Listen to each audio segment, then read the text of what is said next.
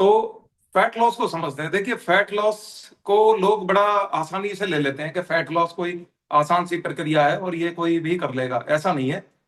Fat loss को बहुत ही मुश्किल काम दिया गया है। और देखिए, अगर आपको नॉलेज है और आपके पास सही गाइडेंस है तो ये बहुत आसान भी है, इसको बहुत आसान भी बना सकते हो आप। लेकिन अगर आपने इसको समझने की कोशिश नहीं करी तो ये इतना पेचीदा हो जाएगा कि इसमें जीवन निकल जाएगा, लेकिन फैट लॉस नहीं होकर देगा। और फैट लॉस हो भी जाएगा तो आपको पता नहीं चलेगा कि फैट लॉस हुआ है कि वेट लॉस हुआ है। और फिर उसके बाद बीमारियों को भी आप जो है इनवाइट कर सकते हो। इसलिए फैट लॉस को इतना लाइटली नहीं लेना है, फैट लॉस को बहुत इंपॉर्टेंस देनी है। और फैट लॉस के कॉन्सेप्ट को समझना है। जिस दिन आप कॉन्सेप्ट को समझते चले गए उस दिन आपको, मैं गारंटी के साथ कह सकता हूं कि आपको फैट लॉस में बिल्कुल भी तकलीफ नहीं आएगी। तो मैं आपको कुछ फैक्ट्स बताऊंगा जो मैंने नोट डाउन करे हैं। उन फैक्ट्स को आप सुनोगे तो आप भी हैरान रह जाओगे कि भाई हिंदुस्तान कहां पहुंच गया है। तो देखो, मैं कोई मेरेकल डाइट की बात नहीं करूंगा कि भाई पता नहीं क्या कोई जादू की पुड़िया मैं आपको दे दूंगा जिससे कि आप आज मैं रात रात में आप सोओगे और सुबह उठोगे तो सिक्स पैक्स मिलेंगे। तो ये तो नहीं होने वाला। और बहुत से लोग जो हैं, जैसे कल राजू भाई बता रहे थे कि ऐसी टी शर्ट खरीद के लाए थे, और मैं आपसे कहूं कि आज रात में ही आप फिट हो जाओगे और कल सुबह टी शर्ट पहन के आप जाओगे, तो वो भी नहीं हो पाएगा। कुछ चीजें बदलनी पड़ेंगी। और वो जो चीजें बदलनी होंगी उनसे लड़ाई नहीं करनी है, उनको माइंड सेट के थ्रू आपको बदलना है। जब माइंड सेट चेंज हो जाएगा तो आपका वेट आप देखोगे कि फटाफट ऐसे जाने लगेगा। तो माइंड सेट बनाओ सबसे पहले कि भाई मुझे करना है।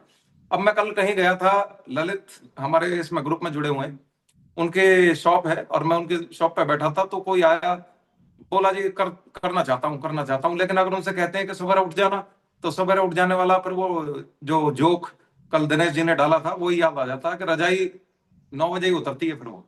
तो भाई अगर आपको करना है तो माइंड सेट बनाओ पहले। माइंड सेट जब तक नहीं होगा तो कितने ही भाषणबाजी हम देते रहे, कोई फर्क नहीं पड़ने वाला।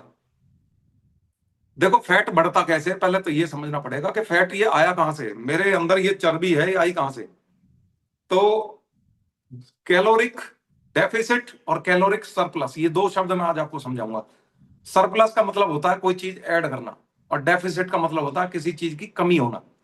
ये दो चीजें आप समझ लो। जब ऐसा समझ लो मेरा एक बैंक है, और उस बैंक में जब आप पैसे डालोगे और फिर आप खर्चे के लिए पैसे निकालोगे, ये दोनों चीजों को हम कैलोरी से जोड़ते चले जाएंगे। यानी मेरा बैंक है, ये शरीर मेरा बैंक है, इसमें मैंने कुछ खाना डाला यानी मैंने कुछ पैसे डाले, उसके बाद मुझे जरूरत के हिसाब से मैंने पैसे निकाले। तो अगर मान लीजिए मुझे खर्चा ज्यादा है, मान लीजिए मुझे पैसों की ज्यादा जरूरत है, तो मेरा बैंक बैलेंस खाली हो जाएगा। सिमिलरली अगर मुझे एनर्जी की ज्यादा जरूरत है तो और एनर्जी मैं जो डाल रहा हूं, और धीरे धीरे जब मैं उसको यूज करूंगा तो मेरी बॉडी का बैंक बैलेंस कम होना स्टार्ट हो जाएगा, फैट जो है वो कम होना स्टार्ट हो जाएगा। लेकिन अगर मैं इसमें पैसे डाले ही चला जाऊं एनर्जी डाले ही चला जाऊं, जरूरत है नहीं, तो क्या होगा, बैंक बैलेंस यानी मेरा फैट बढ़ता चला जाएगा। ऐसे ही अब आपको खर्चा ज्यादा करना है, बैंक बैलेंस जो है घटाना है। ठीक है। तो ये सब चीजें आपको समझ में आ गई अब। लेकिन बहुत से लोग ये सोचते हैं कि सिर्फ खाना ही है, सिर्फ एक्सरसाइज ही है, कि भाई खाना खा लिया एक्सरसाइज कर ली बस अब तो घट गया फैट, अब घट जाएगा। ऐसा नहीं है।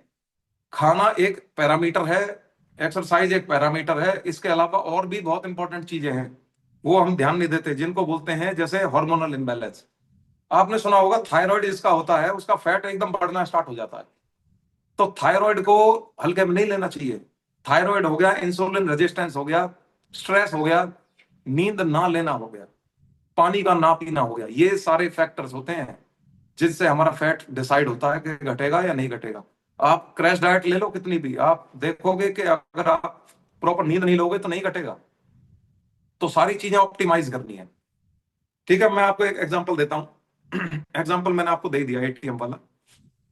कुछ फैक्ट्स हैं जो मैं बताऊंगा आपको। इंडिया में हर तीसरा आदमी मोटा है। ओबेसिटी की बात कर रहा हूं मैं, ओवरवेट की तो हर दूसरा आदमी है। और दुनिया में तीसरे नंबर का देश है हमारा जिसमें सबसे ज्यादा मोटे लोग हैं। पहला यूएसए है, दूसरे नंबर पे चाइना है। अब सोचो यूएसए में ऐसा क्या होता होगा कि वहां इतने मोटे लोग हैं। यूएसए में वो बर्गर्स पिज्जा और ये सब ज्यादा चलते हैं, तो इस वजह से वहां भी अब चाइना भी उसको मतलब उसको पैटर्न को फॉलो करने लगा। अब इंडिया सबका बाप है, इंडिया के हर नुक्कड़ पे ठेली वाले खड़े मिल जाएंगे आपको। ठीक है, तो हम भी उसी पे चल रहे हैं। बेली फैट जो है, ये बेली जो जो पेट वाला जो फैट होता है, ये बीमारियों की फैक्ट्री है। ये समझ लेना। अगर यहाँ फैट आ गया तो समझ लो फैक्ट्री है आपकी बीमारियों की। अब एक हैरानी वाली बात बताता हूँ, 14 मिलियन बच्चे हमारे देश में ओवरवेट हैं। 14 मिलियन, 1 मिलियन में 10 लाख होते हैं, तो लगभग 1.5 करोड़ के आसपास बच्चे, सिर्फ बच्चे की बात कर रहा हूँ, ओवरवेट है। अब ये बच्चों में कहां से आ गई ये ओवरवेट की बीमारी? पहले तो नहीं थी, हम उनको दे रहे हैं, इंजेक्ट कर रहे हैं उनमें ये बीमारी। अब दिनेश सर वाली बात है कि कोई तो फैट कटर ढूंढ रहा है कि फैट कटर मिल जाए, कोई पुड़िया मिल जाए, कोई बाबा जी कुछ दे दे दवाई कि फैट घट जाए। लेकिन लाइफस्टाइल कोई नहीं सुधार रहा। किसी को बोलो कि भाई खाना बंद, अजी ये भी बंद करवा दोगे तुम, फिर खाएंगे क्या? और आईने में जब देखते हैं ना मोटापे को, तो ये देखते हैं 4 दिन एक्सरसाइज करने के बाद एब्स नहीं दिखाई दे रहे, कहीं एब्स कहाँ रह गए पता नहीं। ढूंढते हैं ना हम भी कि भाई यार ये फैट नहीं जा रहा, 4 दिन एक्सरसाइज करने के बाद, 4 महीने बाद देखो तो कुछ समझ में भी आए। और कई बार फैमिली वाले ये कह देते हैं, अरे तू तो ठीक है भाई, खामा खा पतला हो जाएगा, कमजोर हो जाएगा, खा। बहुत से होते हैं फैमिली मेंबर्स ये कहते हैं, भाई तू तो कमजोर हो जाएगा। बेटा जब तक घी नहीं खाएगा, रोटी नहीं खाएगा, मोटा नहीं होगा, ये गुद्दी यहाँ से मोटी नहीं होगी जब तक, तो उसको तो कहते ही नहीं है कि फिट भी है। अब ये सारी चीजें चेंज करनी है। और बहुत सी लड़कियां होती हैं जो पोस्ट प्रेगनेंसी के बाद जूझ रही है मोटापे से, उनको मतलब अपनी सेहत का ही ध्यान नहीं है।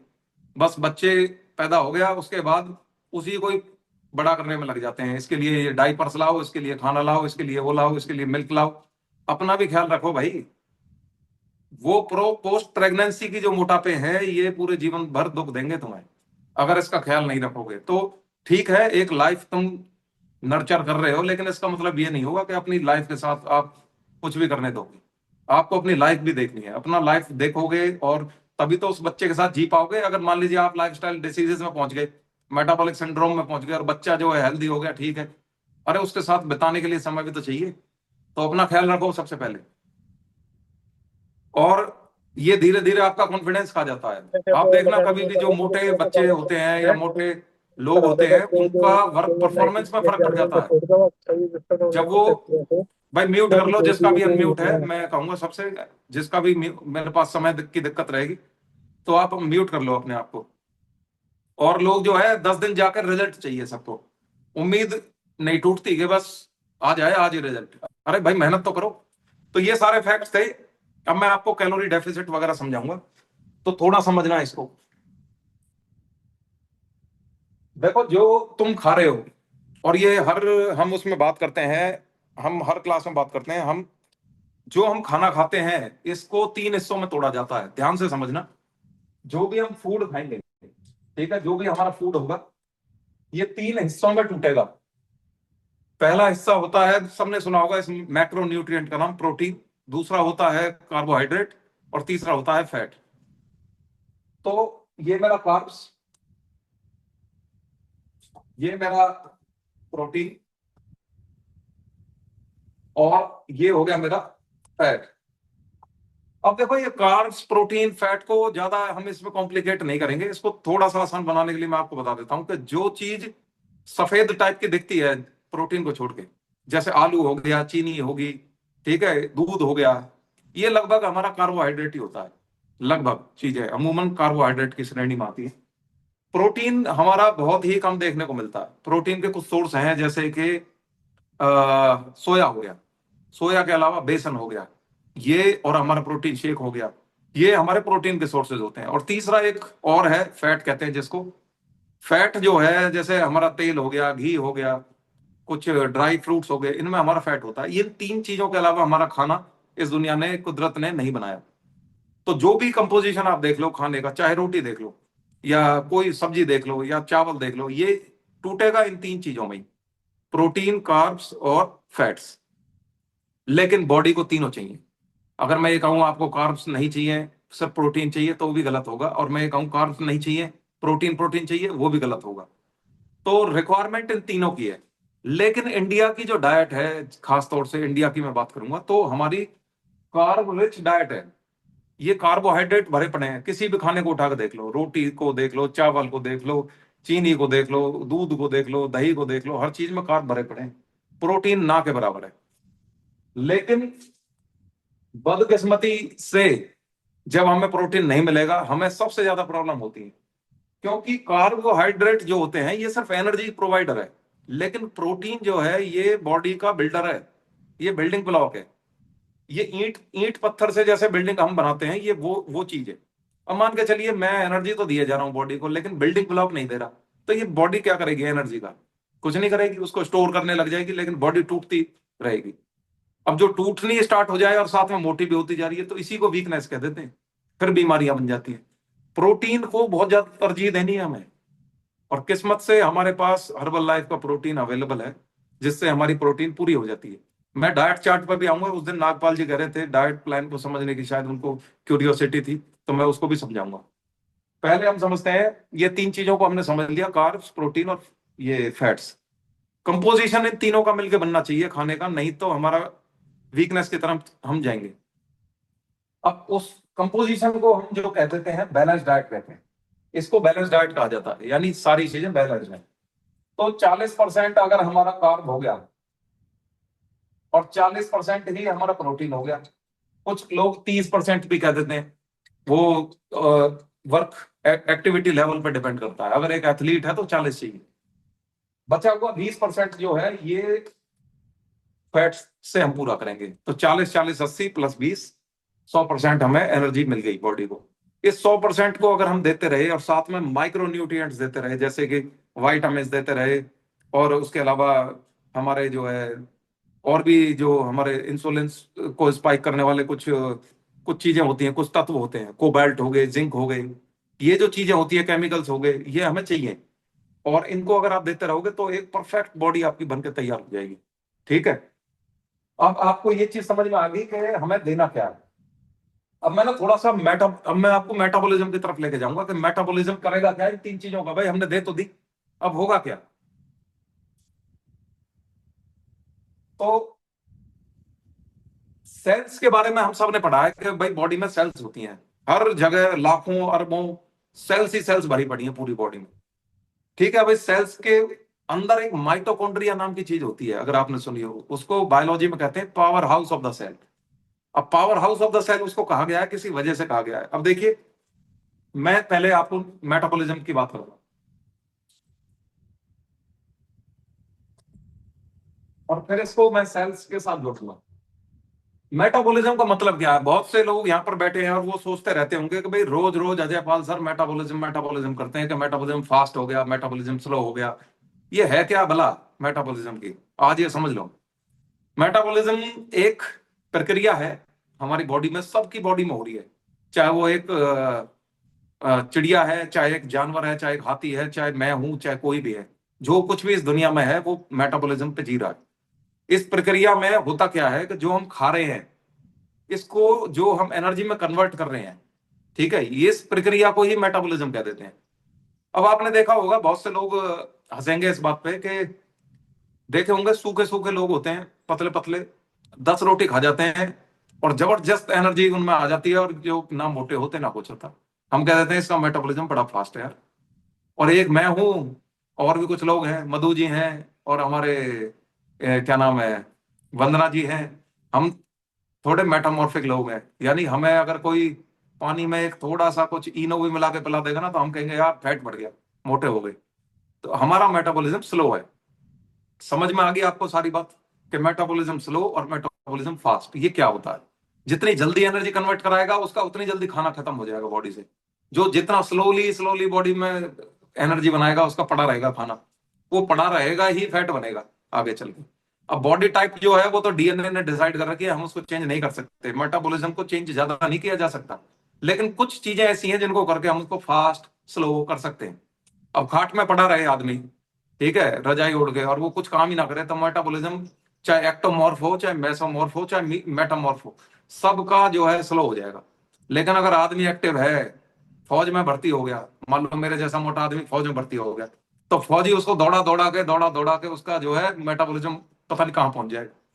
तो हमारी एक्टिविटी पे थोड़ा सा डिपेंड करता है, ये जेनेटिकली तो है ही।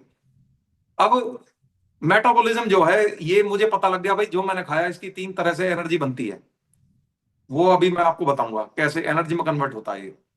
तो 3 तरह से हमारी एनर्जी कन्वर्ट होती है। ठीक है, 3 तरह के जो नाम है वो थोड़े से याद कर लेना, मैं बता देता हूं आपको। इसके 3 पाथवे बताए गए हैं, यानी 3 तरीके से एनर्जी बनती है, सिर्फ 3 ही तरीके होते हैं। पहला होता है ग्लाइकोलाइसिस। ग्लाइकोलाइसिस, ठीक है। ग्लाइकोलाइसिस का मतलब क्या है? ग्लाइकोलाइसिस एक ग्लूकोज से जुड़ी हुई टर्म है।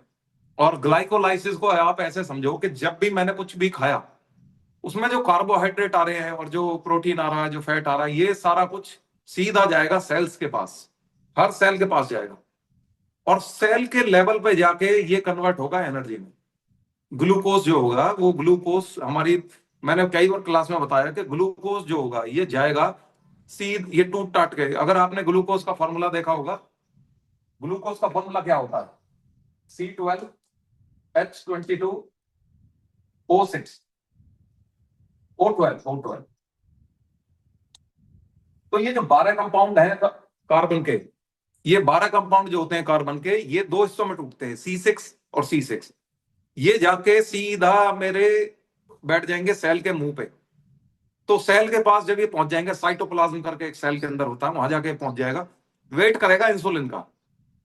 अब इंसुलिन आएगा पैंक्रियास से रिलीज होता हुआ, दौड़ा दौड़ा दौड़ा दौड़ा आएगा।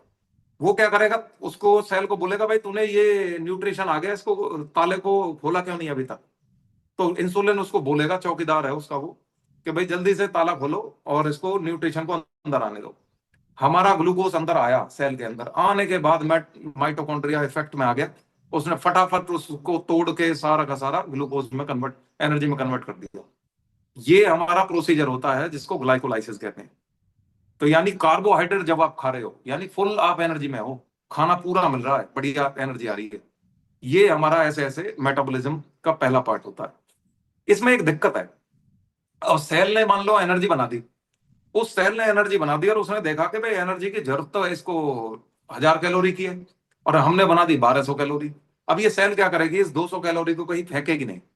ये बोलेगी, एडिपोज टिश्यू होते हैं हमारे बॉडी में, उसको बोलेगी कि भाई हम पे ये एक्स्ट्रा ग्लूकोज पड़ा हुआ है, इसको तुम स्टोर कर लो भाई, जरूरत पड़ेगी, कभी जंगल में आदमी फंस जाए तो दे देना मुझे उधार। तो इसने क्या करा, एडिपोज टिश्यू को दे दिया। एडिपोज टिश्यू हमारा बैंक है, उसको पकड़ा दिया है कि भाई ये एक्स्ट्रा ग्लूकोज है, इसको रख लो। अब एडिपोज टिश्यू में पता नहीं क्या भगवान ने बनाई है, उसकी जो जो पोटली है वो कभी भरती नहीं है, वो मोटी होती चली जाएगी, फैट जो है बढ़ता चला जाएगा, वो कभी भी कम नहीं होता, और ये मल्टीप्लाई होते चले जाएंगे। तो ये सारा का सारा जो है एडिपोज टिश्यू में कन्वर्ट होना स्टार्ट हो जाएगा अगर आपके पास कार्बोहाइड्रेट की भरमार है।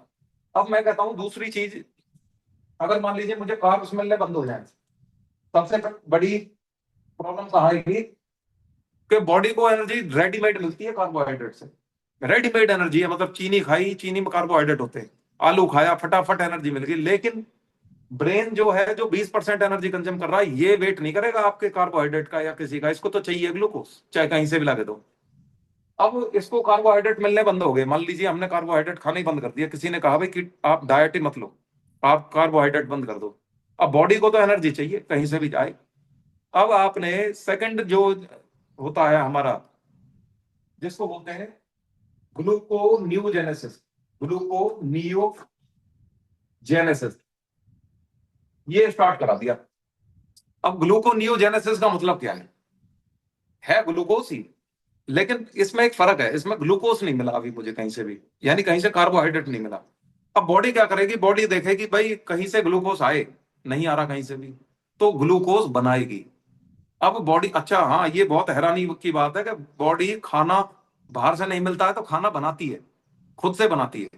अब ग्लूकोज बनाने के लिए कुछ फ्यूल तो चाहिए। अब ये जो फ्यूल है ये कहां से आएगा, अब बॉडी क्या करेगी, मसल्स पे जाएगी। अब मसल्स के पास ढूंढेगी भाई कुछ है तुम्हारे पास। अब मसल बोलेगी कि भाई मेरे पास तो कुछ नहीं है, मेरे पास तो प्रोटीन की कुछ अमीनो एसिड्स पड़े हुए हैं। अब वो अमीनो एसिड्स को लेके आएगी वहां से, और लाएगी कहाँ, लीवर के अंदर। ठीक है, मेरा लीवर पिक्चर में आता है, यहाँ मेरा लीवर पिक्चर में आ गया। लीवर क्या करेगा, लीवर बहुत इंपॉर्टेंट चीज होती है। लीवर क्या करेगा, सारा प्रोटीन इकट्ठा करेगा, जगह जगह से सारी मसल से प्रोटीन इकट्ठा करेगा, protein in the form of amino acids. तो जब अमीनो एसिड्स जगह जगह से आएंगे, उनको फिर मिक्स करेगा। मिक्स करने के बाद अब क्या करेगा, इसमें 2 एटीपी मॉलिक्यूल्स की जरूरत पड़ती है, यानी कहीं से 2 एटीपी मॉलिक्यूल्स बॉडी लेके आएगी, यानी एनर्जी के मॉलिक्यूल्स लेके आएगी। फिर इसको तोड़ेगी, तोड़ने के बाद ग्लूकोज बनाएगी। अब ये ग्लूकोज फिर सेल्स के पास जाएगा और सेल्स को एनर्जी मिलने स्टार्ट हो जाएगी। यहां से अब मेरा दूसरा पाथवे स्टार्ट हो गया, जिसको बोलते हैं ग्लूकोनियोजेनेसिस। लेकिन इसमें कैच है, मैं आपको बताऊंगा। अगर मैंने ग्लूकोनियोजेनेसिस स्टार्ट करा तो मैंने आपको बताया कि कहां से एनर्जी ड्राइव हुई, मसल से एनर्जी ड्राइव हुई, और मसल्स ही मेरी असली बैंक है। और जब मेरी मसल्स टूटनी स्टार्ट हो गई तो आदमी कमजोर होना स्टार्ट हो जाएगा, कुछ दिनों बाद चलना बंद हो जाएगा। आपने देखा होगा जो जंगल में लोगों को छोड़ देते हैं, उनको जब दाढ़ी वाड़ी बड़ी होती है, फिल्मों में देखा होगा, वो सूख जाते हैं। सरबजीत फिल्म अगर आपने देखी होगी, उसको जेल में खाना नहीं दिया गया। वो देखा आपने उसकी मसल्स कैसे खत्म हो गई। ये मसल्स को जब खाना स्टार्ट कर देती है, इसको कैनिबलिज्म कहते हैं। तो मेरी बॉडी कैनिबलिज्म की तरफ जाएगी, यानी मुझे ही खाना स्टार्ट करेगी और वहां से ग्लूकोज बनाएगी, कहीं से भी चाहिए ग्लूकोज चाहिए। अब जब मेरी मसल्स भी खत्म हो जाएंगी तो फिर कहां जाएगा आदमी, फिर मरने पे जाएगा, फिर आदमी मर जाएगा। तो अगर मेरी मसल्स ना टूटे, समझना बात को, अगर मेरी मसल्स ना टूटे और मैं लीवर को ऐसी क्या चीज दे दूं कि मसल्स पे जाएगा, मैं क्या दूंगा उसको, अमीनो एसिड्स दूंगा, प्रोटीन दूंगा। इसलिए प्रोटीन की डाइट बहुत इंपॉर्टेंट होती है। जब मैं प्रोटीन पी रहा होता हूं एक्सरसाइज के बाद, और कार्बोहाइड्रेट मैंने बंद कर रखे हैं या मिनिमम कर रखे हैं, तो बॉडी मसल्स को ना तोड़े, इसलिए आप पहले ही उसको अमीनो एसिड्स दे दें, इसलिए प्रोटीन दिया जाता है। जो लोग एक्सरसाइज करके मसल्स को ड्रॉप करने पे हैं, धड़ाधड़ मसल्स खत्म होने पे हैं, भाई वेट तो जाएगा, फैट नहीं जाएगा। उनको मैं समझा देना चाहता हूं, आप प्रोटीन इंटेक बढ़ा के रखना। अगर प्रोटीन बढ़ा के रखोगे तो मसल्स प्रिजर्व रहेंगी और आपके अमीनो एसिड से लिवर आपकी एनर्जी जनरेट कराएगा। इसको बोलते हैं ग्लूकोनियोजेनेसिस। अब मान के चलिए मेरा प्रोटीन पे भी डिपेंडेंसी कुछ लेवल तक रहेगी, क्योंकि मैंने 40% ही प्रोटीन लिया है, उसके बाद तो मैंने प्रोटीन नहीं लिया। तो बॉडी अब देखेगी कि भाई प्रोटीन भी नहीं अब बना पा रहे, कार्ब्स भी नहीं मिल रहे, अब जाए कहां। अब तीसरा सोर्स और भगवान ने बनाया हमारी बॉडी में, वो भी लिवर के अंदर होता है, उसको कहते हैं कीटोजेनेसिस। तो ये मुझे मेरा फेवरेट है ये, इसको बोलते हैं कीटोजेनेसिस। अच्छा, किन किन लोगों ने ये सुना कीटो डाइट? कीटो डाइट तो सुनी होगी कि सिर्फ एक ही चीज खाए जा रहे हैं, खाए जा रहे हैं, और कुछ इंटरमिटेंट फास्टिंग कह देते हैं। तो कीटोजेनेसिस को हम समझते हैं, क्योंकि प्रोटीन की ना एक लिमिट है। बॉडी कुछ देर बाद ये कह देगी भाई प्रोटीन का भी भाई अब पूल खाली हो गया, अब कुछ और चाहिए। अब कीटोजेनेसिस बहुत इंपॉर्टेंट है। अब कीटोजेनेसिस, हालांकि कीटोजेनेसिस ग्लूकोनियोजेनेसिस से पहले शुरू होता है, ग्लूकोनियोजेनेसिस बाद में शुरू होता है, पहले कीटोजेनेसिस शुरू होता है। अब इसको समझना, मान लीजिए मैंने कार्ब्स नहीं खा रहा, मैं अभी भी स्कार्सिटी में हूं, दूसरी वाली कंडीशन में हूं। बॉडी को अब ये समझ में आ रहा है कि भाई कहीं से एनर्जी की रिक्वायरमेंट तो है, अब ग्लूकोज कहीं से बनाना पड़ेगा। तो अब बॉडी क्या करेगी, जो मेरा एडिपोज टिश्यू को जो मैंने पहले दिया था, आप याद करो, जो मैंने अपने इसमें ग्लाइकोलाइसिस में कुछ सामान दिया था एडिपोज टिश्यू को, अब ये एडिपोज टिश्यू को एक्टिवेट करेगी जाके, बोलेगी भाई फटाफट निकालो जो मैंने दिया था तुम्हें उधार माल। वो क्या करेंगे, हमारे जो एडिपोज टिश्यू है वो फिर से उसको देना स्टार्ट कर देंगे एनर्जी को। अब जब ये एनर्जी लीवर में इकट्ठी होगी, किस फॉर्म में देंगे वो, देखो सेल्स के पास तो कुछ ग्लूकोज इकट्ठा करने के लिए ग्लूकोज तो था ही नहीं। उन्होंने वो ग्लूकोज को स्टोर किस चीज की फॉर्म में किया, उसने स्टोर किया फैटी एसिड्स की फॉर्म में। फैटी एसिड्स याद रखना, जैसे अमीनो एसिड्स होते हैं ऐसे फैटी एसिड्स होते हैं। अब ये फैटी एसिड्स उसने मांगने स्टार्ट करे लीवर ने कि भाई निकालो तुमने जो स्टोर करा है। अब फैटी एसिड्स निकलने स्टार्ट हुए जगह जगह से, ये सारे फैटी एसिड्स लीवर में फिर से पहुंचे। वहां पर लीवर ने कुछ एंजाइम्स यूज करे और इसको बोला कि भाई फैटी एसिड्स को तोड़ो। फैटी एसिड का फॉर्मूला भी जब आप देखोगे तो उसमें अगर ऑक्सीजन की प्रेजेंस नहीं होगी तो उसको तोड़ा जाता है कीटोन बॉडीज में, कीटोन बॉडीज में तोड़ा जाता है। तो मेरा जो फैटी एसिड्स है ये टूटेगा कीटोन्स, कीटोन्स बॉडीज में। जब ये कीटोन बॉडीज होती हैं, टूटती हैं, तो ये कीटोन बॉडीज क्या करती हैं, ये बहुत ही इफेक्टिव सोर्स होती है एनर्जी का। ये जाएंगी सीधा पूरी बॉडी में एनर्जी देनी स्टार्ट करेंगी, और कीटोन बॉडीज से एनर्जी स्टार्ट करेगी बॉडी। अब ध्यान रखें कि कीटोन्स को ग्लूकोज से अलग है, ये ग्लूकोज नहीं है, कीटोन्स अलग होती है, ग्लूकोज अलग होती है। कीटोन्स जो होता है ये बहुत भरमार होती है एनर्जी की, इसमें माइटोकॉन्ड्रिया काम नहीं करती, ये हर सेल्स को एनर्जी देती है। इसमें ना किसी इंसुलिन की जरूरत है, ना किसी एंजाइम की जरूरत है, ना कोई ग्लूकोज की जरूरत है, ना प्रोटीन की जरूरत है। कीटोन बॉडीज बहुत तगड़ी एनर्जी होती है। लेकिन इसकी कमी एक ही है कि कीटोन बॉडीज की जरूरत जब ही पूरी होगी जब आपने स्टोर कर रखी हो फैटी एसिड्स। तो जो मोटे लोग होते हैं जिनको फैट बर्निंग की प्रक्रिया में आना है, वो कीटोन बॉडीज से एनर्जी देते हैं। अब इसमें एक परेशानी और भी है। मान लीजिए कीटोन्स, इसको कीटोसिस कहते हैं, जब हम इस प्रोसीजर में पहुंच जाते हैं हमारी बॉडी तो इसको कीटोसिस कहते हैं। मान लीजिए मैं कीटोसिस में हूं और मेरी बॉडी एनर्जी जनरेट कर रही है फैट से, धड़ाधड़ मेरा फैट बर्न होने पे है और मैं लगातार एनर्जी जनरेट करा रहा हूं। लेकिन अगर मैंने बीच में कार्ब्स खा लिए कहीं से, या मैंने चीनी खा ली, या मैंने कुछ कुछ भी खा लिया XYZ कार्बोहाइड्रेट वाला आइटम, अब फटाफट बॉडी क्या करेगी, कीटोसिस को रोक देगी, बोलेगी नहीं नहीं नहीं नहीं, एनर्जी आ गई, एनर्जी आ गई, रोको इसको। तो कीटोसिस रुक जाएगा, फिर से मेरी बॉडी ग्लाइकोलाइसिस पे पहुंच जाएगी। अब जब मेरी बॉडी ग्लाइकोलाइसिस पे पहुंचेगी, अब एनर्जी वहां से लेनी स्टार्ट करेगी, फैट बर्न बंद हो जाएगा। इसलिए कहा जाता है कि चीटिंग नहीं करनी। अब जब आप कार्ब्स बंद कर दोगे, फिर से बॉडी कीटोसिस पे पहुंचेगी, लेकिन जब ये पहुंचेगी इस दौरान उसको 3 दिन लगते हैं पहुंचने में। अब ये 3 दिन के लिए तो मतलब एक बॉडी को झटका लग ही गया ना, फैट लॉस बंद हो गया। तो आपको समझना ये है कि कीटोसिस एक बार शुरू हो गया तो उसको बीच में मत रोको, चीटिंग मत करो। जब आपका कीटोसिस खत्म होने लग जाए और आपका फैट फटाफट बर्न होने लग जाए, फिर कभी कभी आप कीटोसिस को एक बार रोकने के लिए चीटिंग कर सकते हो थोड़ी बहुत। ये तरीका होता है। अगर हम स्टार्टिंग में ही कीटोसिस को रोक दें तो फिर कहां से 3 दिन कितनी बार लाओगे। इसलिए समय नहीं होता मेरे पास फैट लॉस करने के लिए, ये सख्त जरूरत होती है। अब मैं आपको इतना समझा चुका हूं कि भाई एनर्जी यहां से जनरेट होती है और स्कार्सिटी इसमें चाहिए चाहिए। अब देखो मैं आपको ये बताऊंगा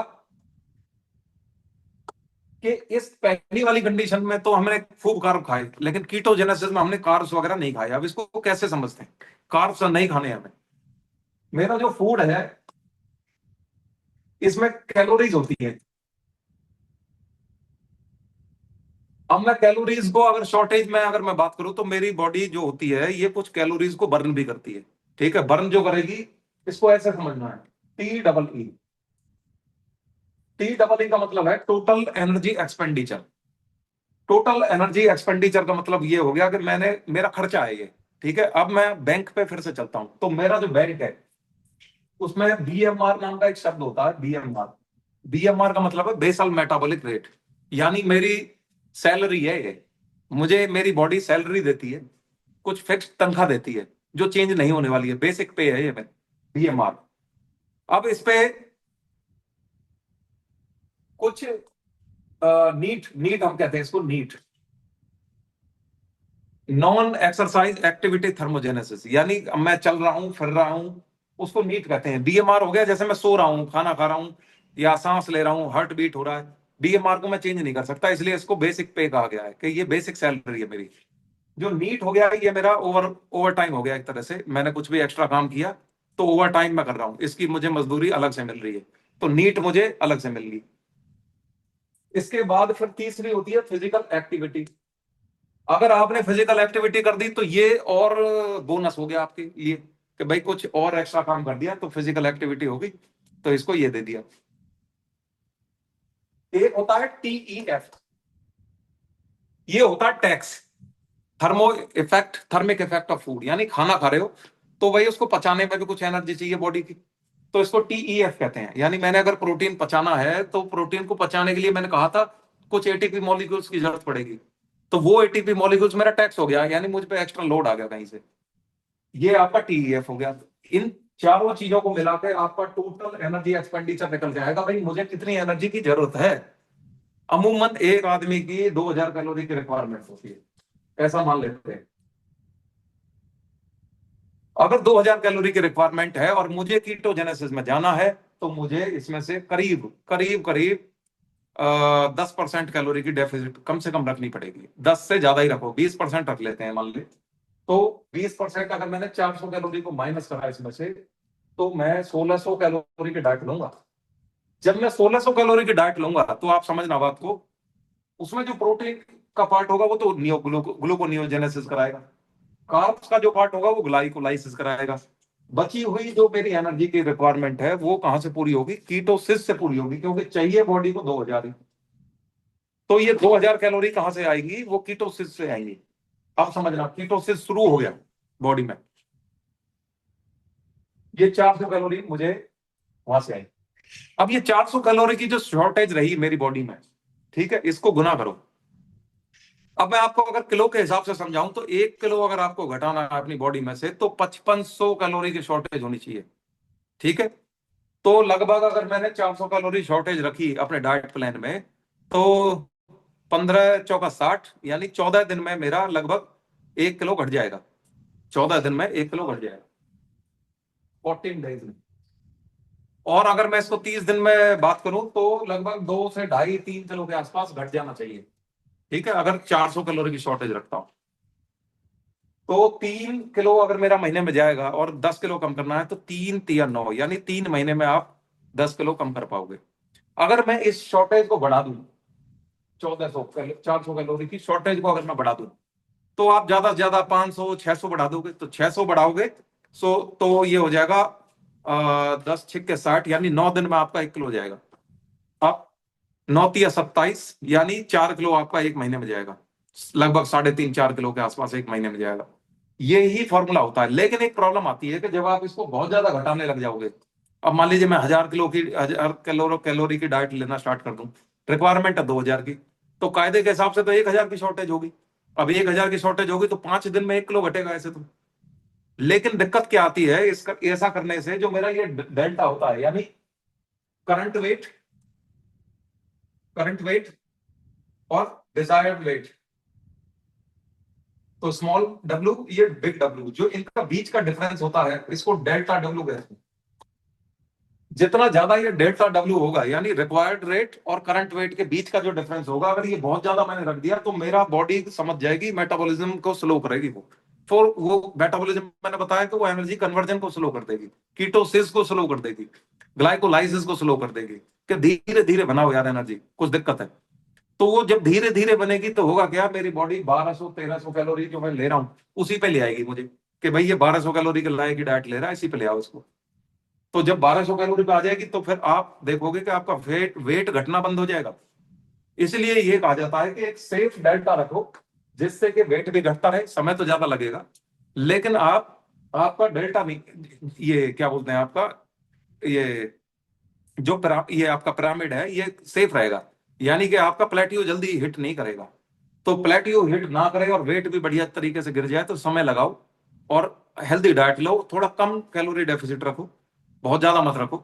ये तरीका होता है। अगर आपने एकदम से शॉर्टेज रख दी डाइट की तो वेट तो घटेगा, लेकिन कुछ दिनों बाद आप देखोगे कि घटना ही बंद हो जाएगा, फिर आपके लिए प्रॉब्लम हो जाएगी। तो सेफली हमारे डाइट प्लान बनाए गए हैं।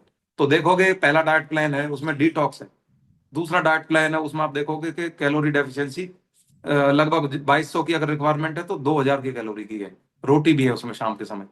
फिर आप तीसरा देखोगे कि बॉडी ने अब धीरे धीरे घटाना स्टार्ट करा, तीसरे डाइट प्लान में आप देखोगे कैलोरी डेफिसिट और घटा दी, क्योंकि जैसे जैसे आपका बॉडी वेट घटता जा रहा है ऐसे ऐसे आपकी रिक्वायरमेंट भी घटती जा रही है। अगर एक बहुत मोटा आदमी है 100 किलो का है, उसको चाहिए 3000 कैलोरी, और एक 70 किलो का आदमी है उसको चाहिए 2000 कैलोरी।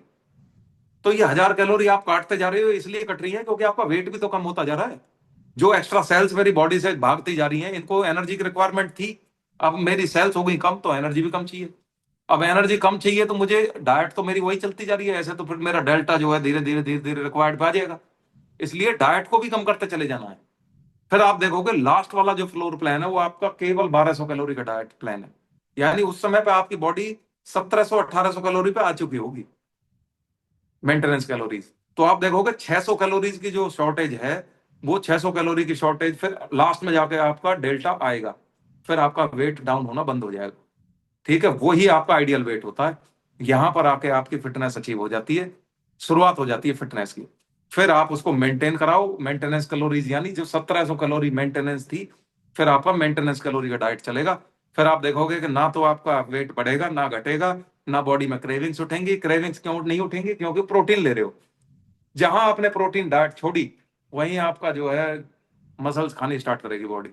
तो स्कार्सिटी भी अच्छी नहीं होती, स्कार्सिटी ऑफ रिसोर्सेज हमारी अच्छी नहीं है, उसको लिमिटेड बनाना है।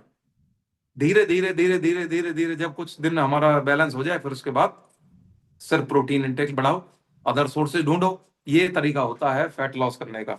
अभी अगर किसी को कुछ सवाल पूछना है तो मैं अवेलेबल हूं, कोई भी इससे रिलेटेड आपका सवाल हो तो आप हैंड रेज कर सकते हो। मैं अंजू मैडम आपको अनम्यूट करूंगा, आप थोड़ा सा इसको संभालना, क्योंकि मैं जवाब दूंगा लोगों का, तो मैं चाहूंगा कि आप एक बार हैंड रेज जो भी हो रहे हो तो आप देखें। मैं आपको अनम्यूट करूंगा अभी। अंजू मैडम तो शायद गाड़ी में है, या मैं वीना मैडम को करता हूँ। चलो, आपको, आपका हैंड रेज है। हाँ जी, जी सर। हाँ जी, हाँ जी। अब आप कुछ पूछना हो किसी से भी तो आप पूछ सकते हो। एक बार कि- परवीन नागपाल जी का हैंड रेज है सर। परवीन नागपाल जी मुझे देखे नहीं अभी। हैंड रेज है सर उनका, उस पे जाके देखो एक बार आप। अच्छा अच्छा, हाँ ठीक है। हाँ जी नागपाल जी। सर गुड मॉर्निंग, क्या हाल चाल। गुड मॉर्निंग नागपाल जी, बढ़िया बिल्कुल। अच्छा, ये मैं आपका अभी सुन रहा था तो ओवरऑल ये अंडरस्टैंडिंग तो कल में ये हो गई है कि कितना मिनिमम आपका कैलोरीज इनटेक करना है और कितना उसमें से कंजम्पशन करना है। बट बिल्कुल। अभी आपने एक बात बोला कि for around suppose 100 kilo weight का अगर बंदा है तो उसको कैलोरीज जो बीएमआर, या सॉरी आपके पीछे जो लिखा बीएमसी बीएमआर, सो कल मैंने उसका कैलकुलेशन देखा था तो बीएमआर मेरा नियर अराउंड 2000 कुछ निकल रहा था टोटल कैलोरीज में, कि इतना मेरे ठीक। को एक्सपेक्टेड है या इतना मेरे को लेना है या इतना मेरे को बर्न आउट करना चाहिए। ठीक है। ये थोड़ा सा मेरा भी कंफ्यूजन भी है कि वो जो बीएमआर आया है वो टोटल क्या मतलब इन टर्म्स ऑफ उसको मेरे को खत्म करना है या उसको मेरे को लेना है, कैसे करना है, मतलब मैं थोड़ा सा अभी भी उसमें कंफ्यूज हूँ। देखो, बीएमआर जो होता है, बीएमआर हमारा, मैंने अभी बताया कि बीएमआर बॉडी खर्च कर रही है। वो आप उसको ना तो छेड़ सकते हो, ना कंट्रोल कर सकते हो, ना कुछ उसके साथ कुछ भी छेड़छाड़ नहीं कर सकते। बीएमआर का मतलब है कि नागपाल जी को ये खर्च तो करनी करनी है। ये बेसिक पे है ओके। आपकी। चाहे आप कुछ करो या मत करो, आप सोओगे तो है ही, आप सांस तो लोगे ही ओके। लोगे, आप हार्ट तो बीट करेगा ही करेगा, आप चाहे उसको रोको या मत रोको, वो तो खर्च होगी ही होगी। तो 2000 ठीक है। कैलोरीज तो आपकी बॉडी को चाहिए ही चाहिए। उसके बाद अब आपको आगे। चाहिए, हाँ, नीट नीट नीट मैंने बताया, नॉन एक्सरसाइज एक्टिविटी, यानी अगर नागपाल जी टूथपेस्ट कर रहे हैं खड़े खड़े, तो खड़े खड़े जो आप हिल डुल रहे हो, इसमें बॉडी तो खर्च कर रही है कुछ एनर्जी। हाँ, वो तो हर चीज में एनर्जी है। तो नीट जो होता है ये 20% के आसपास ये भी खर्च करेगा। तो अगर 2000 कैलोरी आपकी बीएमआर में जा रही है, तो करीब 400 कैलोरी आपकी नीट में भी जा रही है। फिर ठीक है। आपका आता है फिजिकल एक्टिविटी, आपने एक्सरसाइज भी करी होगी सुबह सुबह, यस। तो 200 कैलोरी यहाँ भी खर्च हुई है आपकी। तो अब 2000 जैसे प्लस मैं आज 200 वॉक, प्लस 400, ये करीब 2600 होगी। आज सपोज जैसे सुबह मैं वॉक पे गया तो मैं 4-5 किलोमीटर चला जिसमें मेरी 700-800 कैलोरीज कितनी चली भी गई। कर लेना, 300 कैलोरी से खर्च नहीं कर पाओगे ज्यादा। 700 कुछ दिखा रहा था आज मैंने सुबह अपना जो। वो जो गलत है, झूठ है वो। 700 कैलोरीज अच्छा। खर्च हो ही नहीं सकती। 700 कैलोरीज अगर आप खर्च कर भी रहे हो ना, तो हाँ जी। ये एथलीट्स कर पाते हैं, नहीं कर पाओगे। और अगर बिल्कुल नहीं कर 700, पाते सर, मैंने सुबह से लेके अब तक 2 घंटे वर्कआउट किया है, मेरी भी नहीं हो पाई 700 कैलोरी खर्च। 700 कैलोरीज नहीं कर पाते, 700 बहुत होती है। ओके। 700 अगर, चलो मैं कहता हूं कर भी लिया आपने, बहुत अच्छी बात है। तो ये आपका बोनस है, अच्छी बात है अगर कर रहे हो तो। भाई माइनस हो ठीक रही है। है ना, आपने ठीक है। 2000 प्लस 400, 2400 तो आपने कमा, आपको खर्च करनी है बॉडी को। अब ठीक है। 2400 में से अब 700 ये होगी आपने खर्च करी है जो, ठीक है। ठीक है। तो 3100 220% कैलोरी की तो कर बॉडी ने दी। खर्च, मतलब रिक्वायरमेंट जनरेट करी दी। हम्म। और 100 कैलोरीज आपकी खाना पचाने में भी खर्च होनी चाहिए, तो 3200 कैलोरी की रिक्वायरमेंट है। आपने ली कितनी की डाइट है, लगभग 2000 कैलोरी की। तो 1200 कैलोरी की शॉर्टेज में हो आप। अब ये 1200 जो कैलोरीज की शॉर्टेज है, ये 4 दिन में 1 किलो घटाएगी। तो मतलब मेरा ये कहने का पैरामीटर मतलब रखना ये है कि पड़ेगा जब। आप इतना भी फिजिकल एक्टिविटी मत करो कि ये डेल्टा बढ़ जाए फिर आपका। अगर आप ये ठीक है। 700 कैलोरीज घटाओगे और डेल्टा ऐसे ही इतना बढ़ाओगे, तो फिर तो आपका प्लेटियो हिट कर जाएगा। आप इसको 250 कैलोरी से ऊपर मत लेके जाओ, 20% से ठीक है। ऊपर नहीं रखना फिजिकल एक्टिविटी।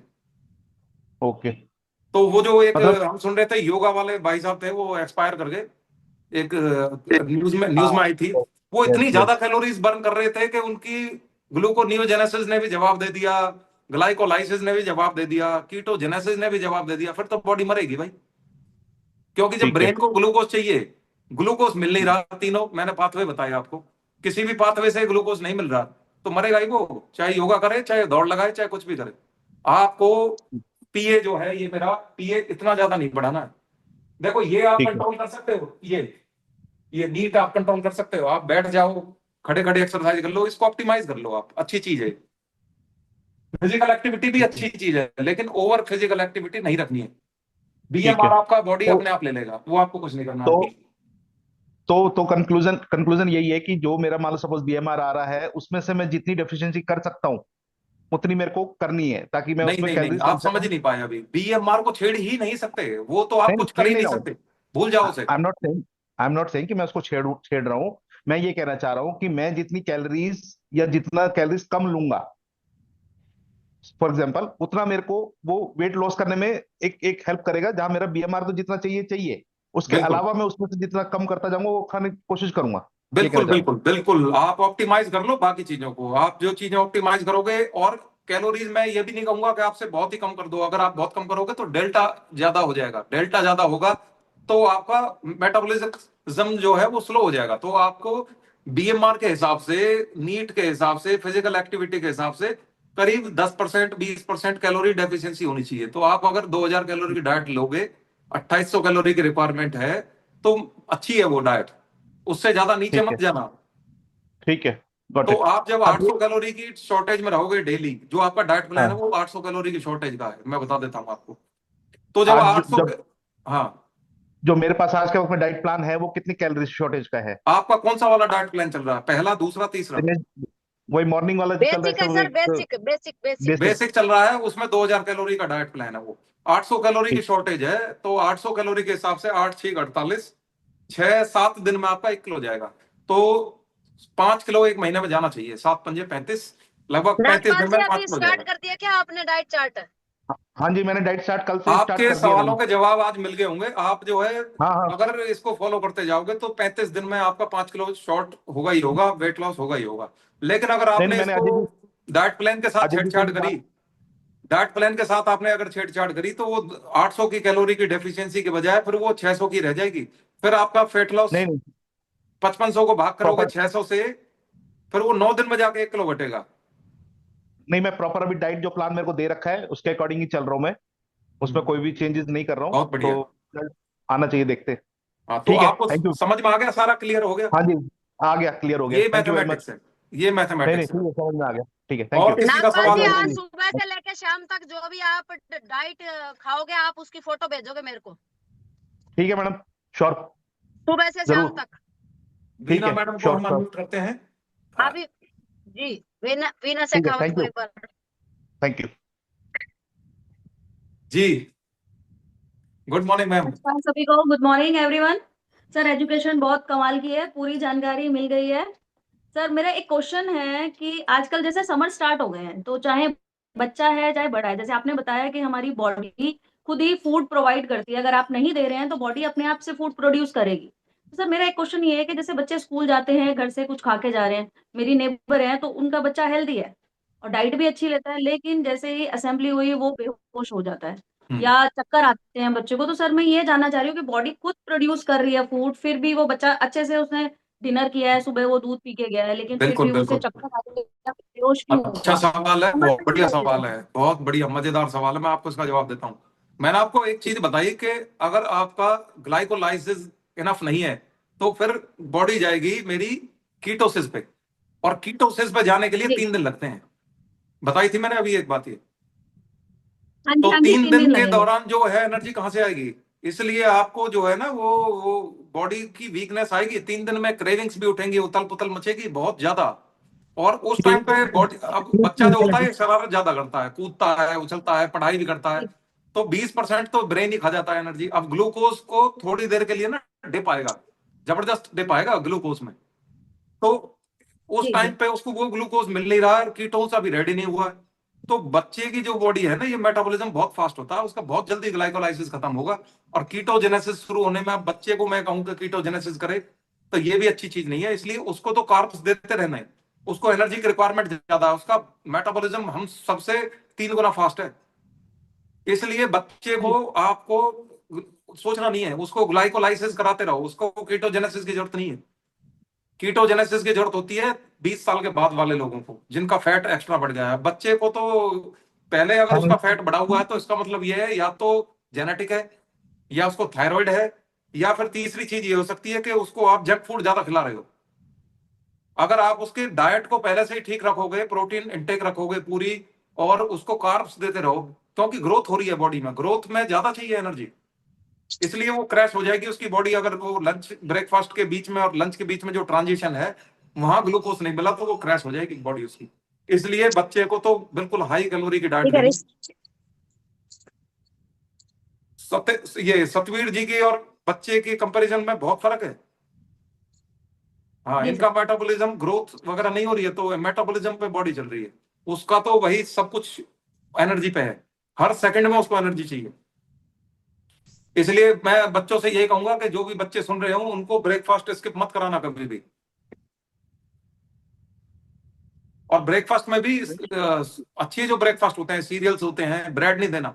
ब्रेड में फ्रुक्टोज और ग्लूकोज दोनों चीजें होती हैं, दोनों ही चोक करेंगी। तो ब्रेड की बजाय आप उसको क्या दो, सीरियल्स दो अच्छे। कुछ और भी हमारे डाइट चलती है जिसमें हम हाई कैलोरी के हमारे फ्रूट्स होते हैं, जैसे चीकू हो गया, ठीक है, बनाना हो गया, ये चीजें आप उनको खिलाने की कोशिश करो। हाई कैलोरी डाइट देनी है बच्चों को, और प्रोटीन की बहुत सख्त जरूरत होती है उनको ग्रोथ के लिए। अब प्रोटीन के बदकिस्मती से हमारे सिर्फ गिने चुने सोर्सेज में है और ज्यादा सोर्सेज में है नहीं, इसलिए डायनो शेक बताया गया। मैं और किसी डाइनो और- शेक में सर डेली एक केला डाल के पिलाती हूँ इनको, होना और चाहिए डायनो शेक, ब्रेकफास्ट में हर कुछ बच्चे नहीं के पास खाते। होना चाहिए। अगर डायनो थैंक यू शेक सर। नहीं है तो आप उसमें हाई कैलोरी की डाइट मैंने जो बताई, जैसे चीकू हो गए, आम हो गए, बनाना हो गए, अंगूर हो गए, ये खिलाओ। और दूध जो होता है, ये दूध भी हाई कैलोरी होता है और लॉन्ग टर्म तक ये एनर्जी देता है। दूध में सारे राइबोफ्लेविन्स वगैरह होते हैं, इसलिए दूध को भी बहुत इंपॉर्टेंट रखा गया। 20 साल तक तो उसको दे सकते हो, 20 के बाद फिर ये कैलोरी जो है ये कोलेस्ट्रॉल में कन्वर्ट हो जाती है, इसलिए 20 के बाद थोड़ा चेंज करना पड़ेगा, ग्रोथ रुक जाती है उस टाइम पे। Thank you sir, thank you. जी वेलकम। और किसी का सवाल भाई पूछो। एक बार वंदना मैडम के पास चलते हैं, वंदना मैडम भी कुछ कहना चाह रहे हैं लग रहा है फेस से। वंदना जी को, हाँ, एक बार लेते हैं। एक बार हैंड रेज कर दो वंदना जी। भाई मैं आज नया नया हूँ इसका ऑपरेटर, तो थोड़ा सा माफी देना।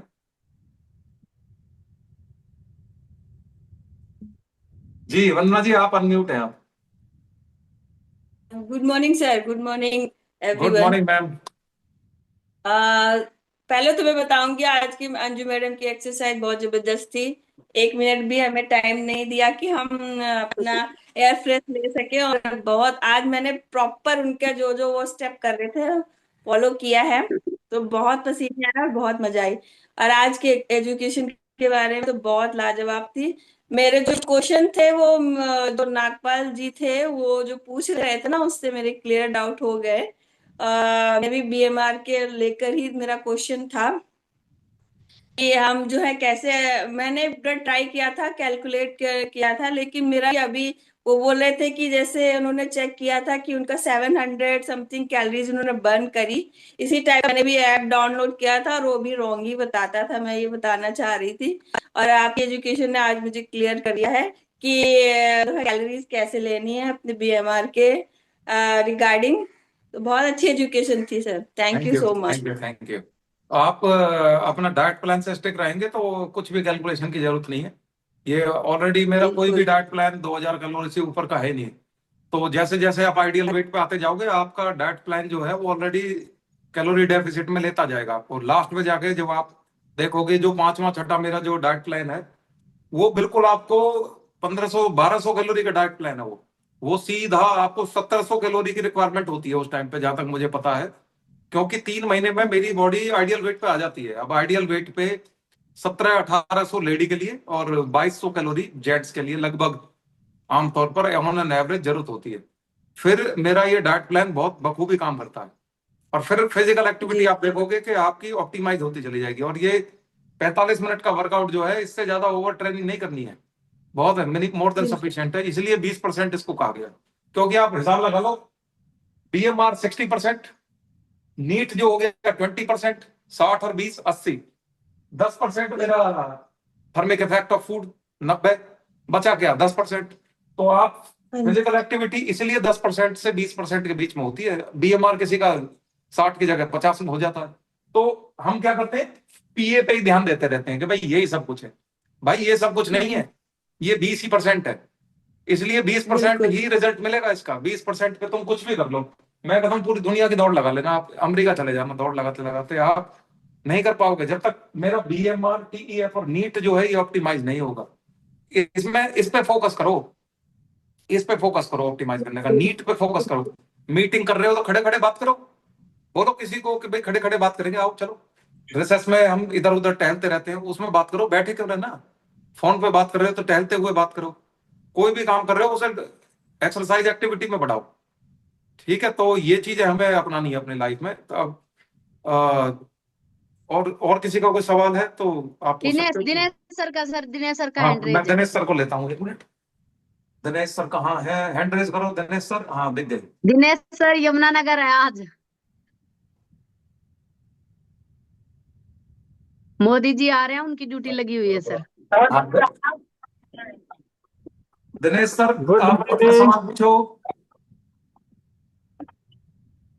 सवाल तो एक्चुअली सवाल तो खत्म हो गए हैं सारे। आप जब से जुड़े हो ना तो सवाल तो पहले ही आंसर मिल जाते हैं, सवालों का तो कोई रहा नहीं। दूसरा, आज मैं बताना चाहूंगा कि अंजू की ड्यूटी थी, मॉर्निंग क्लब में भी थी, आज उन्होंने डबल वर्कआउट किया है। और मैंने आज देख रहा था चलते चलते ड्राइविंग में, मतलब इनका इतना जबरदस्त स्टेमिना हो गया है कि बस पूछो मत।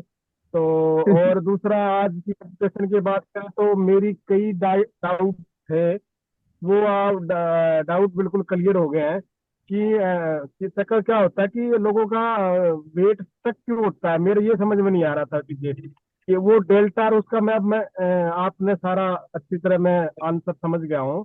तो बस मेरा वो डाउट था, वो बिल्कुल क्लियर हो गया है। Thank you sir, thank you. Welcome you welcome. आर मैं जीनियस। आपको बताऊं कि जब आप शुरुआत कर रहे होंगे तो आपने करीब 2700-2800 कैलोरी से शुरू करा होगा। तो जब आप घटते घटते आप पहुंच गए 1700 कैलोरी पे, तो डाइट प्लान में चेंजेस जरूरी होते हैं। और आप देखिए, डाइट प्लान को मैंने बताया कि और ज्यादा क्रैश नहीं कर सकते, उससे नीचे अगर लाओगे तो दिक्कत आएगी। फिर आप एक ही चीज बढ़ा सकते हो, वो पीए बढ़ा सकते हो, फिजिकल एक्टिविटी ही बढ़ा सकते हो। फिर फिजिकल एक्टिविटी के अलावा और कुछ बचता नहीं है। तो फिजिकल एक्टिविटी में ही आप फिर जो है अपना ऑप्टिमाइज करके 100-200 कैलोरी बर्न कर सकते हो। तो लेकिन स्लो तो होगा, डेल्टा की वजह से स्लो हो जाएगा। तो यही वजह होती है जब स्टक क्यों? हो जाता है। हाँ, ये राजू का स्टक हो रहा है, उसका कई दिन से है ना, वो वहीं अटका हुआ है। तो मैंने उसका भी आज समझ में आ गया मेरा। पहले भी मैं सोच रहा था भी इसको कैसे करें, तो अब मैंने उसका बंद करा दिया। अब उसका दोबारा बेसिक से स्टार्टिंग करेंगे। तो बिल्कुल सारी चीजें समझ में आ गई है। Thank you. जी जी, वेलकम सर वेलकम। उसका एक चीज और बताना चाहूंगी, उसका वेट ही स्टक हुआ है, बाकी जो उसकी चीजें देखोगे, मसल गेन हो रही है, उसके इंचीज जा रहे हैं। ये चीजें आप देखना एक बार उनकी। मैंने उनका देखा था जो स्कैनिंग करी थी, आप उसमें देखना, खाली वेट वेट पे नहीं देखना हमें। अभी हम एक बार सोनू मैम से एक बार उनके विचार लेंगे, फिर हम क्लोजिंग करेंगे। तो सोनू मैम को मैं अनम्यूट की कमांड देता हूँ। हमारे सुपर डुपर कोच है सोनू मैम।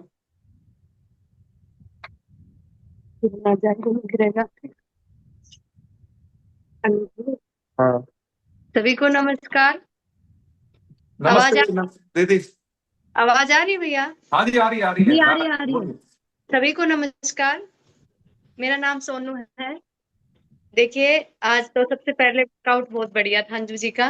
उनके क्लैपिंग करेंगे। बहुत जबरदस्त वो वर्कआउट कराती है, स्ट्रेचिंग बहुत होती है। मेरे आए हुए हैं गांव से, मेरे जिठानी का लड़का है, तो वो हो नहीं पाई। बोला चाची कैसे करूं, मैंने बोला कि जबरदस्त स्टेमिना है। ये भी बच्चा देख के कह रहा था कि वास्तव में। तो क्लैपिंग करेंगे। दूसरा भैया के लिए देखो कितना अच्छे से उन्होंने आज का सब हैंडल किया है, तो उनके लिए धन्यवाद। सबसे पहले तो शाम को उनकी ड्यूटी थी, तो शाम को भैया से गई। थैंक यू दीदी। तो आपने वर्कआउट क्यों नहीं किया आज दीदी? मेरी तबीयत एक दो दिन से थोड़ी सी वो है, तो फिर मैं उसी चक्कर में आज मैंने नहीं किया। 2-3 दिन से मीटिंग फिर चल। आपको वर्कआउट करना है प्रॉपरली। उसी चक्कर में मैं 2-3 दिन से रेस्ट पे चल रही हूँ। मैंने योगा योगा के बाद से नहीं किया है, 2-3 दिन हो गए।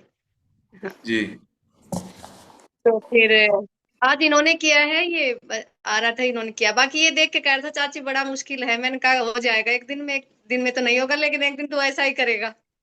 लगा रहे, मैं इसी को देख रही थी। बिल्कुल।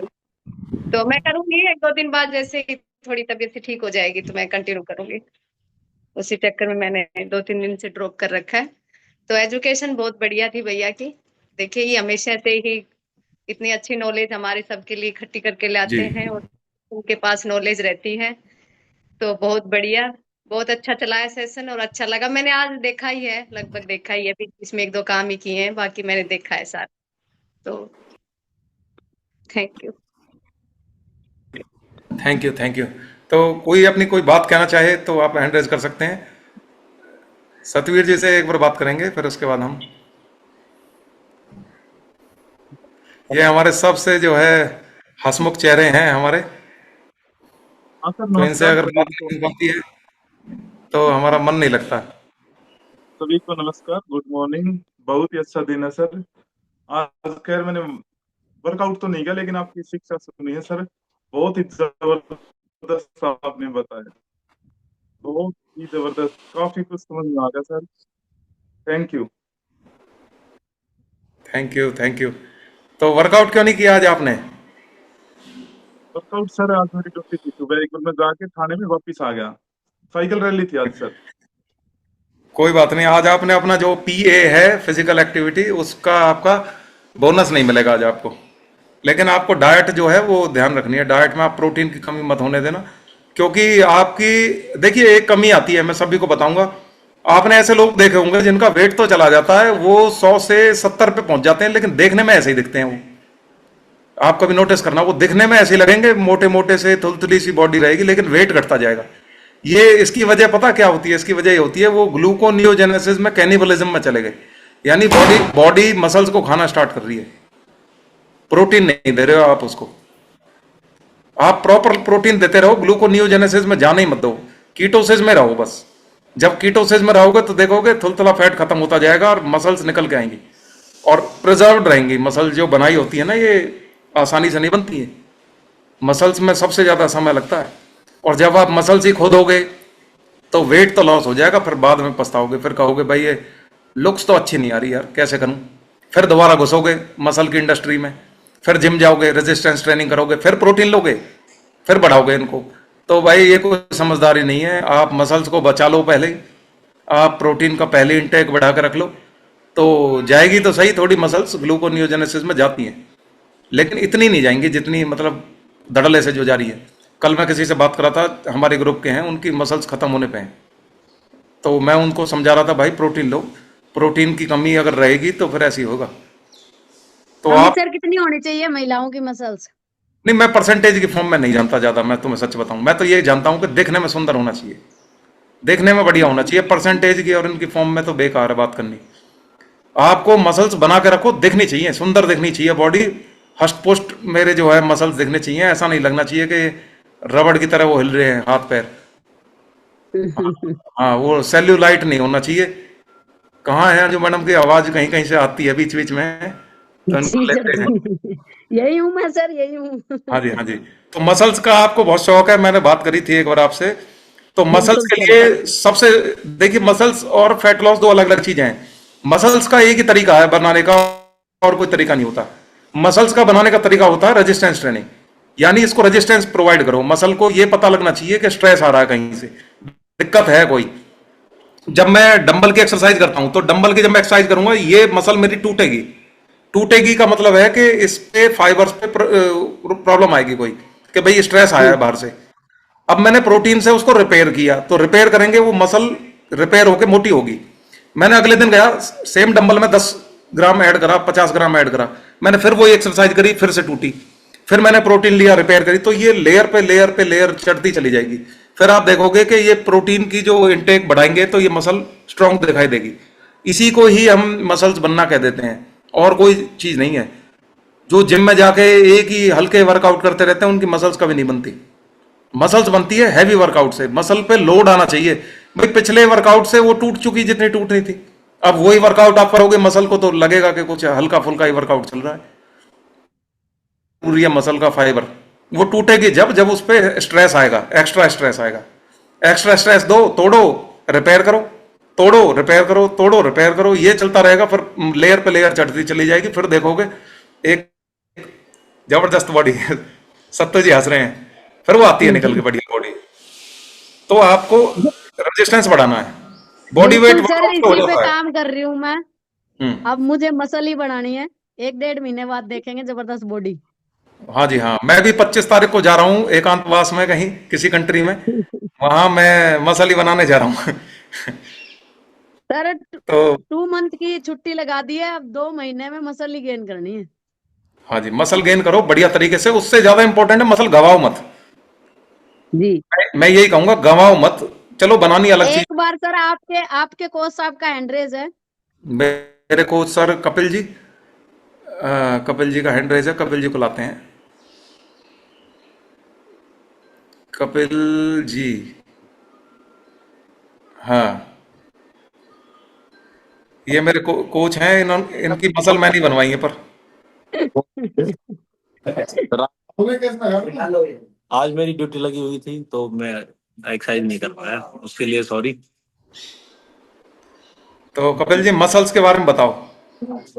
मसल सर अभी कम है थोड़ी। भाई साहब से नहीं दिखानी, आप ये बताओ मसल्स बना कैसे रहे हो और क्या क्या आपने प्रोसीजर अपनाया है। सारे प्रोसीजर अपना लिए सर, अब थोड़ी सी मसल पे ध्यान देना है मुझे भी। प्रोटीन की इंटेक बढ़ा लो, है ना। हाँ जी हाँ जी। हाँ, और आप नेचुरली भी प्रोटीन बढ़ा सकते हो। जरूरी नहीं कि आप इसी प्रोटीन पे भरोसे बैठे रहो। मैं सबसे यही कहूंगा कि हाँ ठीक है, हर्बल लाइफ का प्रोटीन कपिल अच्छा है। सर 1 महीने सेंटर पे आओ। जी कोशिश करेंगे जी।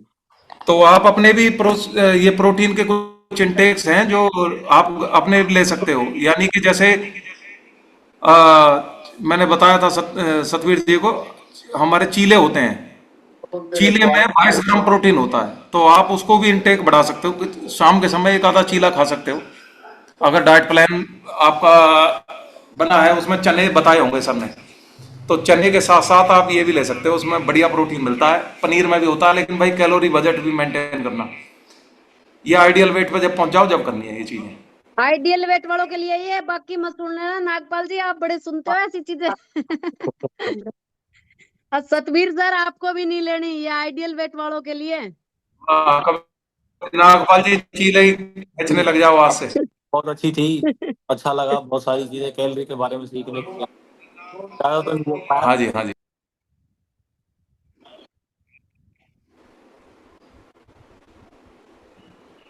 तो कपिल जी यही कह रहे थे। मैं कपिल जी कुछ कह रहे थे, फिर से अनम्यूट करते हैं। हाँ जी कपिल जी, क्या कह रहे थे आप। पर मैं ये कह रहा था कि आज की एजुकेशन बहुत अच्छी थी आपकी, और बाकी मैंने थोड़ी बहुत ही सुन पाया था ड्यूटी की वजह से। कैलोरी के बारे में जो आपने पूरे तरीके से बताया, तो बाद में ये वीडियो देखूंगा। थैंक्स है आपका, आप इतनी अच्छी अच्छी चीजें हमारे बीच में लेके आते हैं। Thank you so much. जी जी, थैंक यू। तो टाइम हो गया ज्यादा, अब हम क्लोजिंग की तरफ जाएंगे। और आप क्या करिए, अपने अपने सवाल पूछा करिए। और मैं एक आपसे एक चीज और कहना चाहूंगा। मैं एक सीनियर कार्डियोलॉजिस्ट से मैंने समय लिया है, जिनसे हम हार्ट के बारे में बात करेंगे। तो मैंने उनसे समय लिया है अगले वीक के लिए। बहुत सीनियर कार्डियोलॉजिस्ट है, सर्जन है। तो मैं सबसे ये कहूंगा कि आप हार्ट से रिलेटेड सवाल अपने रेडी रखो। 2 सवाल सबसे मुझे चाहिए, और आप मेरे को डायरेक्ट भी मैसेज कर सकते हो और ग्रुप में भी आप डाल सकते हो। वो सबके 2 सवाल मुझे चाहिए, जो मैं उनसे सॉर्ट आउट करूंगा। मैंने उनका 15 मिनट लिया है, उस 15 मिनट में मैं उनसे वो सवाल जवाब करूंगा। तो मैं आपके लिए फिर उसको रिकॉर्डिंग को लेके आऊंगा, जिससे हम ध्यान रख सकें कि हम कैसे हार्ट हेल्थ। तो सभी अपने अपने खगोलिए दिमाग को, और उसमें से निकालिए 2 सवाल बढ़िया बढ़िया। और सीनियर कार्डियोलॉजिस्ट ऐसे मौके बहुत कम आते हैं, मैं उनसे ये जो है सवाल पूछूंगा फिर आपके। तो थैंक यू वेरी मच। आज हमारे सर भी देखो ड्रेस में जुड़े हुए हैं। तो एक बार आज पहली बार ऐसा हुआ है कि सर ड्यूटी पे गए हैं सुबह सुबह। सर तो आज सर हमारी ने आज मुझे मौका दिया चलाने के लिए। बिजी है, क्योंकि सीएम साहब भी आए हुए हैं और आज एक साइकिलिंग रैली थी। तो सभी जितने कोचेज है, जी। इत्तेफाक मेरा आज वर्कआउट था और मेरी ड्यूटी नहीं लगी, ये अच्छा हुआ। बहुत बढ़िया, एक बार बहुत बढ़िया। अजयपाल सर के पास तो चलते हैं। अजयपाल सर को मैं हेलो। अनम्यूट करता हूँ। भाई अनम्यूट की कमांड है जी। मेरे पास, अभी दूर में बैठा हूँ तो कोई बात नहीं है। हाँ, होस्ट हैं सर बहुत हमारे। बढ़िया बढ़िया। मैं देख रहा था कि देखने का टाइम मेरे को ज्यादा नहीं मिला, अभी लास्ट में ज्वाइन करके देखा। बहुत बढ़िया सेशन चल रहा था, बहुत बढ़िया चीजें बात हो रही थी, कैलोरी के ऊपर बात हो रही थी। सतबीर जी, चीला नहीं खाना है आपने अभी। अभी ये सोचो अमित ने कह दी चीला खा लूं मैं। आपने डाइट प्लान से बाहर नहीं जाना है, नहीं तो गड़बड़ हो जाएगी। वो चीला उसके लिए जिसने अपना आइडियल वेट ले लिया। तो अगर ओवरवेट है उसके लिए चीला नहीं है, क्योंकि चीला जब बनाते हैं उसमें ऑयल भी लगता है, और जो हमारा चना होता है, जो बेसन है, उसमें थोड़ा सा कैलोरी भी ज्यादा होती है। तो आपका जो डाइट प्लान है वो बिल्कुल परफेक्ट है, उसमें छेड़छाड़ नहीं करनी है आपने अभी। आइडियल वेट पे आने के बाद आप एक्सपेरिमेंट कर सकते हो, कोई दिक्कत नहीं है। तो बहुत बढ़िया सेशन था। देखिए ज्यादा मैंने आज क्लास सुनी नहीं, मैं बाद में रिकॉर्डिंग सुनूंगा क्या क्या बातें हुई हैं। बाकी अमित बहुत बढ़िया करते हैं, हमेशा इनकी एजुकेशन बढ़िया रहती है। और अंजू का वर्कआउट भी मैंने देखा था बीच में, एक बार टीम के साथ बढ़िया वर्कआउट कर रहे थे। तो थैंक यू। आज मैं भी जो है कि मिस कर रहा था, ज्वाइन नहीं हो पाया, ड्यूटी थी। कोई बात नहीं, कल मिलते हैं फिर। नमस्कार, जय हिंद। जी नमस्कार, जय हिंद सभी को। बहुत बहुत शुक्रिया ज्वाइन करने के लिए। हम फिर से कल नई एनर्जी के साथ जुड़ेंगे। Thank you for attending this. नमस्ते।